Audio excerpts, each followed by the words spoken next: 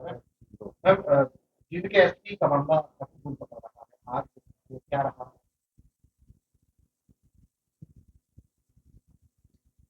आज हमने इस केस के संदर्भ में एसपी जींद को तलब किया था फरीदाबाद वाले अपने कार्यालय में। वो पहुंचे और उनसे मतलब गहराई से कई विषयों पर बातचीत हुई। प्रश्न पहला सबसे हमारा ये था कि आपके ऊपर पिन पॉइंट क्यों हुआ?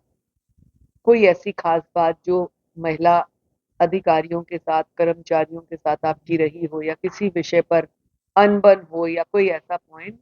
इन सब बातों को बताते हुए उन्होंने क्लियर किया कि पर्टिकुलर एक भी इस नाम की महिला से वो पर्सनली ना मिले हैं, ना उनकी फोन में कभी नंबर है।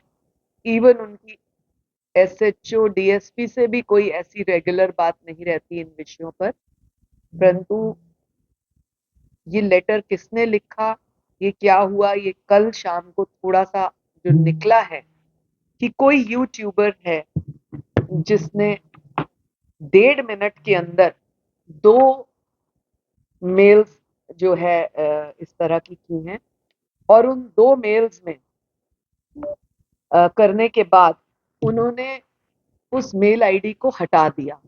तो ये एक बहुत सोचने का विषय है कि ये कौन इस तरह से पुलिस के खिलाफ, पुलिस को इस्तेमाल करने की कार्रवाई कर रहा है। ये पुलिस के लिए एक और भी बड़ा चैलेंज है। आपके माध्यम से मैं डीजीपी साहब से निवेदन करूंगी कि इसके ऊपर गहराई से जांच करें कि इस मेल के पीछे क्या मोटिव है, ये मेल कौन कर रहा है। जो उसमें है रानी.com करके मेल, वो चेक किया जाए कौन से जिले से, कहाँ से, किस एरिया से हुआ। उस व्यक्ति को भी तुरंत प्रभाव से पकड़ा जाए ताकि मामला और क्लियर हो सके कि वो महिलाएं कौन हैं जिनके उसने नाम दिए।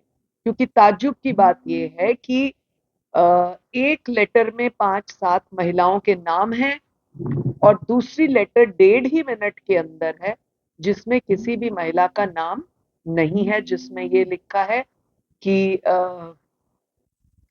वो एसपी अब पैर पड़ रहा है, माफी मांग रहा है और अपनी गलती एक्सेप्ट कर रहा है, एंड blah blah whatever.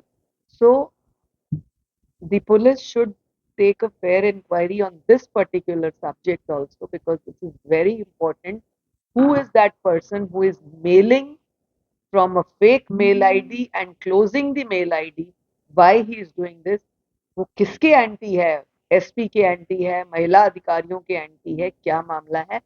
ये विषय जब सामने आएगा तो इससे पता लगेगा कि महिलाएं कौन हैं। और एक जो उन्होंने 5 अधिकारी अपनी महिलाओं के नाम बताए, जिसको मैं डिस्क्लोज नहीं करना चाहूंगी, हम उनको 7 नवंबर की डेट दे रहे हैं क्योंकि 4 दिन का त्योहार है। ये सब हो जाने के बाद 7 नवंबर की हम उनको फरीदाबाद की ही डेट देंगे।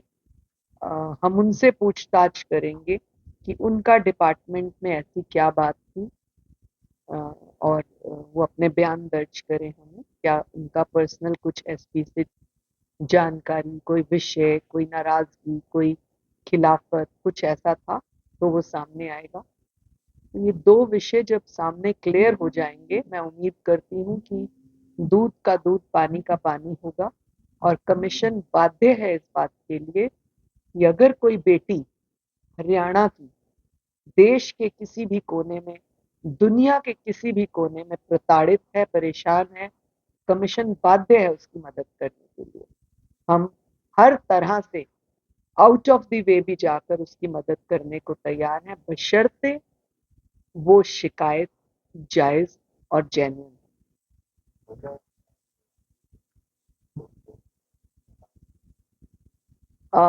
आस्था मोदी इस केस की आईओ हैं, जो कि एसपी फतेहाबाद हैं। उनसे मेरी अभी वीडियो कॉन्फ्रेंस हुई। उन्होंने मुझे बताया कि 40 महिलाओं की वो पूछताछ कर चुकी हैं अब तक। शाम तक कुछ अन्य महिलाओं की कर लेंगे, क्योंकि एसपी जिसके ऊपर ये एलिगेशन है, उन्होंने प्री इंक्वायरी छोड़ने की बात कह दी है कि किसी भी तरीके से, किसी भी एंगल से, किसी भी अधिकारी से, प्रदेश के या बिना किसी और प्रदेश के अधिकारी से आप कराना चाहें आप करा सकते हैं। मैं इसमें कोई कंप्लेन नहीं करूंगा। और इसलिए जो 19 महिलाएं पहले इंक्वायरी की गई, जिनसे पूछताछ की गई, जिनके सिमिलर नेम थे जो जींद में ट्रांसफर्ड हैं, उन्होंने मना किया।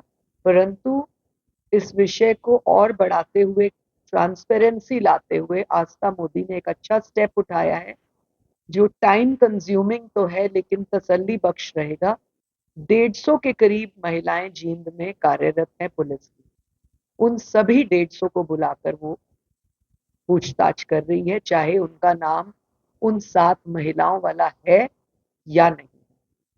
आस्था मोदी का कहना है कि हम जितना भी ज्यादा गहराई से महिलाओं से बात करेंगे, क्लैरिटी उतनी ज्यादा होगी और एक फेयर इंक्वायरी सामने आएगी कि हर पुलिसकर्मी महिला से बातचीत हुई, भले ही वो अपने कार्यकाल के दौरान एसपी साहब से मिली या नहीं मिली, किसी भी विषय पर, काम के दौरान, ड्यूटी के दौरान। तो ऐसा करने से मुझे लगता है एक फेयर इन्वेस्टिगेशन सामने आएगी। आस्था मोदी को एक निवेदन आदेश के तौर पर हमने ये भी कहा, यदि उनको इंक्वायरी करने में कोई प्रेशर है, परेशानी है, तो भी आयोग उनकी मदद कर सकता है सीनियर ऑफिसर्स को कह के कि इंक्वायरी ऑफिसर बदला जाए। हमने एसपी से भी पूछा कि उनको अगर आस्था मोदी से कोई परेशानी, भय या फिर इंक्वायरी ना